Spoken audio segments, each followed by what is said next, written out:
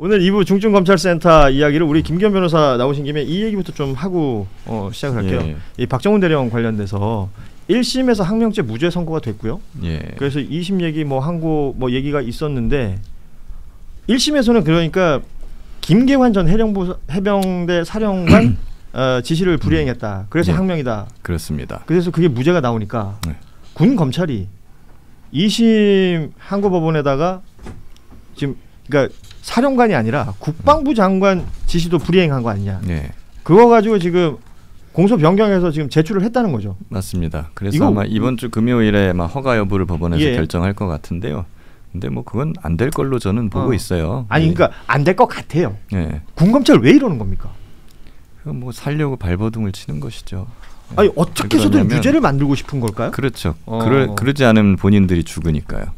네, 이건 어떻게 된 거냐면 그 김동혁이라는 그 국방부 검찰단장이 있어요. 예. 이 사람이 집단항명 수괴죄 아이디어를 내서 기획한 걸로 지목되는 사람이에요. 네. 그래서 이걸 사실상 이 수사의 기획자거든요. 표적 수사를 한. 그럼 이 사람은 이제 특검이 시행되면은 특검의 수사 대상입니다.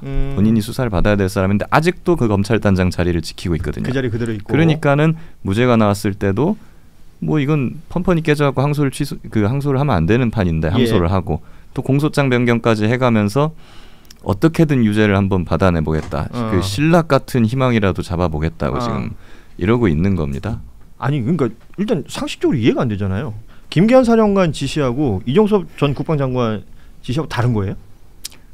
다르죠. 그래서 공소장 변경이 안 되는 거고 1심 판결 내용은 뭐였냐면은 어찌되었건 간에 이첩을 보류해라 무슨 사단장을 빼라는 뉘앙스 이런 식으로 한 거니까 이거는 불법 명령이다. 그러니까 항명죄 대상이 되지 않는다. 그래서 그게 무죄 취지인 거 아닙니까? 이게 1번이었고요. 2번 그리고 김계환 사령관이 명령을 한 것 같지도 않다. 그럼 지금 군검찰의 논리는 뭐예요? 이거예요. 그러니까 군검찰의 논리는 명령했는데 그게 사령관 건너뛰고 바로 박정훈 대령한테 명령이 갈 수 있어요? 갈 수 없죠.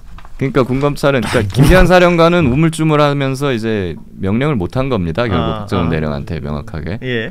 그러니까 어찌되었건 이건 정당한 명령이 아니다라는 부분은 모르겠고 일단 김계환 명령이 없었다고 하니까 국방부 장관 명령은 있었잖아.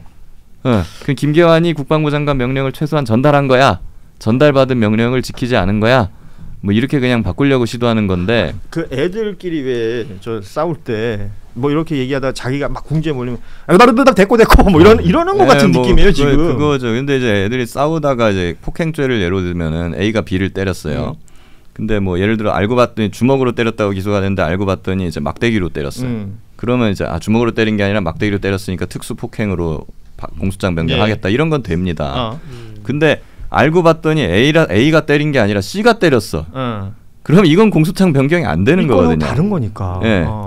이거 똑같은 거예요. 김계환 사령관의 명령을 어겼다 이래가지고 무죄가 나왔는데 김계환 사령관의 명령 어긴 게 아니라 국방부 장관 명령을 어긴 겁니다. 이거 완전히 다른 내용이거든요. 정말 이해하기 힘든 군검찰 간의 행동이 있었기 때문에 저희가 지금 한번 다뤄봤는데 그러니까 이번 주에 그러면 그 결론이 나는 겁니까?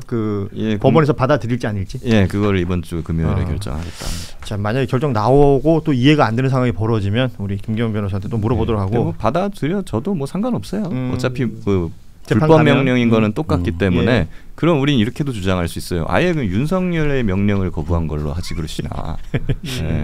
혹시 변론할 때 진짜로 그렇게 합니까? 아니 생각은 해보고 있습니다. 예. 제가 지금 이 A4 17장에 달하는 하나를 들고 왔습니다. 이게 뭐냐면 피렌체 식탁이라는 사이트에 우리 김기현 변호사가 검찰 개혁에 관련해서 어떻게 해야 되느냐 이렇게 길게 글을 씁니까? 원래는 그 기고용이 아니었어요. 그냥 제가 한번 이번에는 검찰 개혁을 좀 성공시키고 싶어서 어떻게 하면 좋을까라는 저 나름대로의 생각을 그냥 쭉 그냥 쓴 겁니다. 진짜 그냥. 쭉 썼더라고요. 그냥 쭉 썼는데 그럼 이거를 어디다 페이스북에 올리나? 페이스북에 올렸으면 아무도 안 읽었어요. 그러니까 그런 생각 때문에 이거를 그냥 어디다가 할까 하다가 이제 기고를 하게 되셨군요. 피렌체 식탁 연결이 돼가지고 쪽에 이제 보낸 건데 바로 씻자고 해서 일단 이 피렌체 식탁 편집 하시는 분들이 앞에 일종의 평가와 이제 서머리를 해두셨는데요. 그러니까 현직 검사 출신이기 때문에 가장 현업에 연결돼 있는 이 검찰개혁 안으로 보인다라는 평가를 했고 제가 봐도 현직 검사가 아니면 쓸 수 없는 내용일 수도 있겠다라는 생각이 들었습니다. 분명히 말씀드린 건 A4 17장 제가 다 읽었다는 겁니다. 거의 한 2만 자 좀 안 되는데. 그러게요.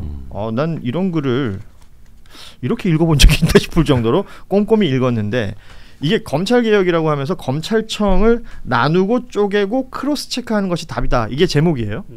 그리고 여기에 경찰에 관련된 이야기도 함께 쓰셨습니다. 네. 예. 어차피 수사를 기소를 나누는 건데 수사는 경찰이 하고 있기 때문에 그러면 제가 없어요. 지금 뭐 시간 길게는 못 드리겠고요. 네. 1분 30초 드릴 테니까 요거 요약해 주세요.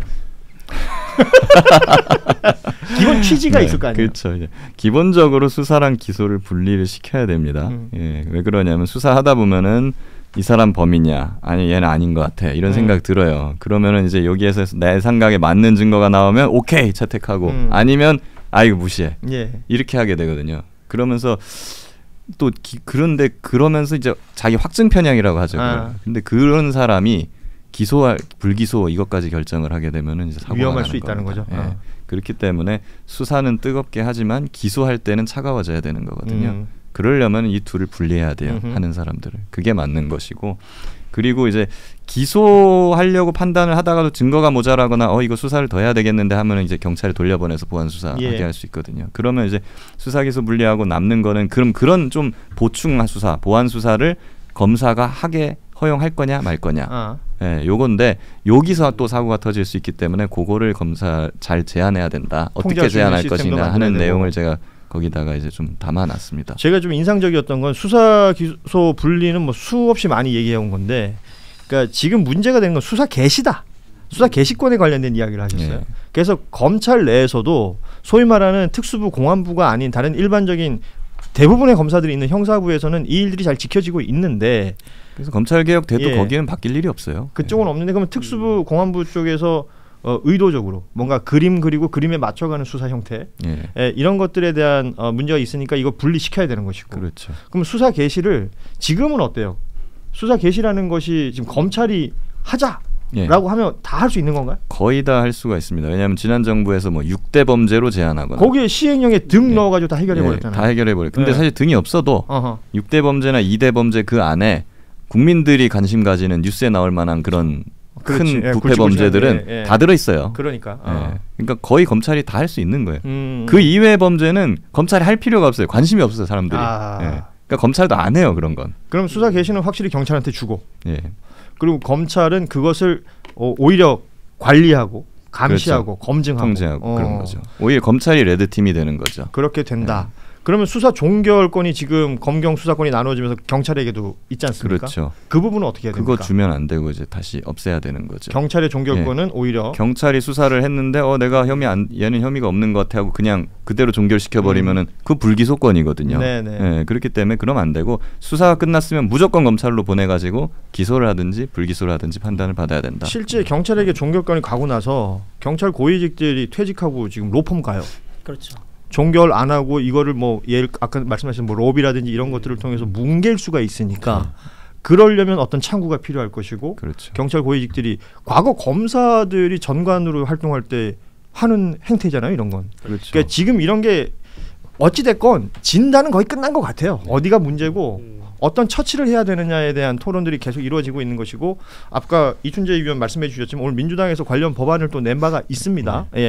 이런 것들 관련해서 헌법 얘기를 한 1분만 잠깐 말씀을 드리면 좋아요. 1분 좋습니다. 그 헌법에 검사라는 단어가 등장을 하고요. 2번 등장하죠. 등장을 하고 영장 청구라는 말을 이제 검사가 독점하도록 하거든요.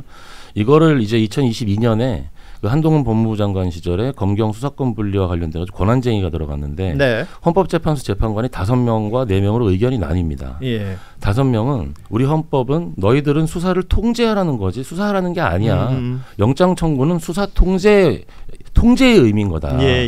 4명은 영장 청구 자체가 수사의 의미를 내포하고 있다, 이렇게 나뉘거든요. 결국은 수사 통제가 이제 권한쟁의 승리를 했죠. 그럼 통제는 무슨 의미냐 이런 거거든요. 로스쿨에 가면은 수업이 경찰 실무가 있고 검찰 실무가 있고 형사재판 실무가 있어요. 경찰 실무는 핵심이 피의자를 믿지 말아라. 검찰 실무는 핵심이 경찰 수사 보고서를 믿지 말아라. 형사재판 실무 핵심은 검사 공소장 믿지 말아라 이거거든요.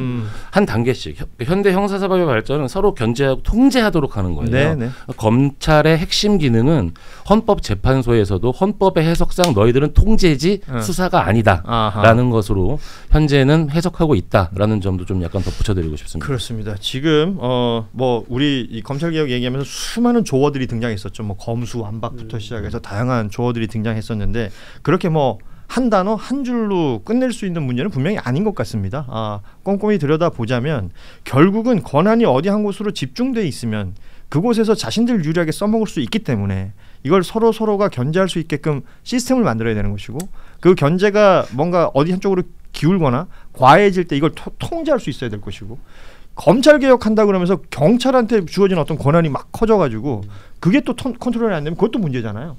그러니까 이런 모든 것들을 동시다발로 봐야 된다. 그러면서 나오는 얘기 중에 하나가 중수청, 중대범죄수사청 얘기도 나오고 있는 것이고 그래서 뭐 중수청 만들면 끝이야. 아니면 뭐 기소청 만들면 끝이야. 이렇게 갈 수 있는 문제는 분명히 아니기 때문에 저희 중증검찰센터에서 이 이야기 꾸준히 한번 나눠보도록 하겠습니다. 하나 더 광고를 드리면 이제 사법개혁도 생각을 하고 있고 글을 좀 쓰고 있는데 그것도 17장님? 아니요, 그거는 이제 쓴 지 얼마 안 돼갖고 짧아요. 한 서너 장 정도로 해주면 사법에도 이제 AI를 적극 도입해야 된다. 장기적으로 AI 판사도 만들어야 된다는 글을 써서 그거는 이제 한겨레 신문에 제가 내일 나옵니다. 멋진 글이에요. 보니까 못하시는 게 없어 김변. 자, 한겨레 신문 지금 AI면 조류독감인데요. 죄송합니다. 이거 좋다. 웃으면서 끝낼 수 있으니 얼마나 좋아요. C컵 했거든요. 저도 지금 댓글창이 김규현 말 더하게 해줘라부터 시작해서 온갖 주문이 많습니다. 주문이 많은데 이런 내용들 저희가 긴 호흡으로 차근차근 이야기 더 나눠보도록 하겠습니다. 중증검찰센터 오늘 함께 했고요. 저희는 뭐 라이브로 보시는 분들도 있지만 뒤에 정리되어 있는 클립으로 또 시청하시는 분들이 많기 때문에 클립으로 보시는 분들도 댓글 통해서 여러분의 의견 또 여러분의 뭐 궁금한 점 있으면 질문 등등 올려주시면 저희가 꼼꼼히 체크하고 또 다음 방송에 반영하도록 하겠습니다. 오늘 함께해 주신 세 분 이춘재 위원 그리고 김정한 김기현 두 분의 변호사 고맙습니다. 감사합니다. 자, 뉴스다이브도 오늘 여기서 마무리하고요. 저희는 내일 오후 3시 30분에 다시 찾아뵙겠습니다. 고맙습니다. 수고들 하셨습니다. 수고하셨습니다.